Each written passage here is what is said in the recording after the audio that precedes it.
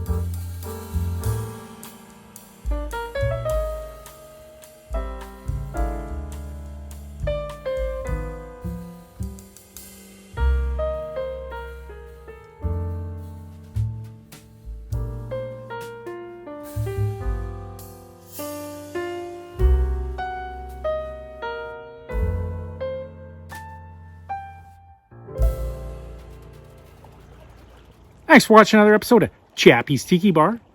I'm Chappie. That's Lake Okanagan. On behalf of Mookie, this is Chappie saying, life is hard, that's just the way it goes, but sometimes it goes the other way. See you next time on Chappie's Tiki Bar.